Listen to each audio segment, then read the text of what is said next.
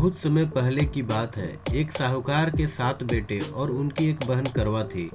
सभी सातों भाई अपनी बहन करवा से बहुत प्यार करते थे, यहाँ तक कि पहले उसे खाना खिलाते थे और बाद में स्वयं खाते थे। एक बार उनकी बहन ससुराल से मायके आई हुई थी।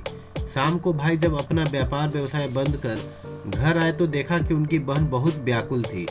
सभी भाई खाना खाने बैठे और अपनी बहन से भी खाने का आग्रह करने लगे, लेकिन बहन ने बताया कि उसका आज करवा चौथ का निर्जल व्रत है और वह खाना सिर्फ चंद्रमा को देखकर उसे अर्घ्य देकर खा सकती है। चूंकि चंद्रमा अभी तक नहीं निकला है, इसलिए वह भूख प्यास से व्याकुल हो उठी है।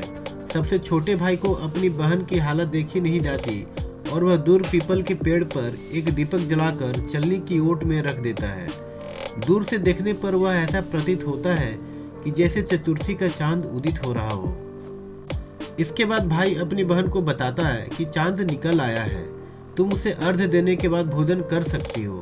बहन खुशी के मारे सीढ़ियों पर चढ़कर चांद को देखती है, उसे अर्घ्य देकर खाना खाने बैठ जाती है। वह पहला टुकड़ा मुंह में डालती है तो उसे छींक आ जाती है, दूसरा टुकड़ा डालती है तो उसमें बाल निकल आता है और जैसे ही तीसरा टुकड़ा मुंह में डालने की कोशिश करती है तो उसके पति की मृत्यु का समाचार उसे मिलता है। वह बौखला जाती है। उसकी भाभी उसे सच्चाई से अवगत कराती है कि उसके साथ ऐसा क्यों हुआ। करवा चौथ का व्रत गलत तरीके से टूटने के कारण देवता नाराज हो गए हैं और उन्होंने ऐसा किया है। सच्चाई जानने के बाद करवा निश्चित करती है कि वह अपने पति का अंतिम संस्कार नहीं होने देगी और अपने सतीत्व से पुनर्जीवन दिलाकर रहेगी।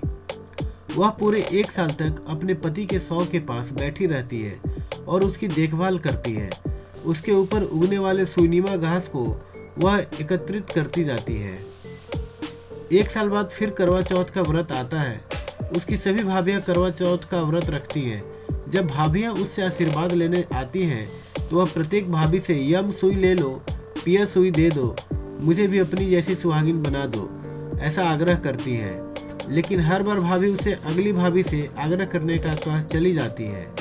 इस प्रकार जब 6ठे नंबर की भाभी आती है तो वह करवा उससे भी यही बात दोहराती है।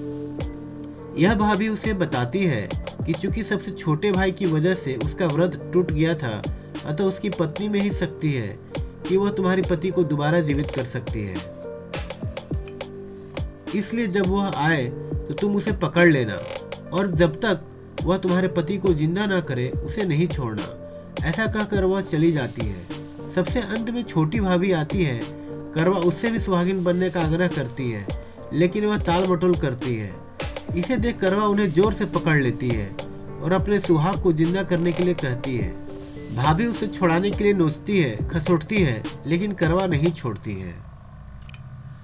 अंत में उसकी तपस्या देख भाभी पसीज जाती है और अपनी छोटी उंगली को चीरकर उसमें से अमृत उसके पति के मुंह में डाल देती है। करवा का पति तुरंत श्री गणेश कहता हुआ उठ बैठता है। इस प्रकार प्रभु कृपा से उसकी छोटी भाभी के माध्यम से करवा को अपना सुहाग वापस मिल जाता है। हे श्री गणेश, माँ गौरी, जिस प्रकार करवा को चिर सुहागन का वरदान आपसे मिला है वैसा इस सब सुहागिनों को मिले।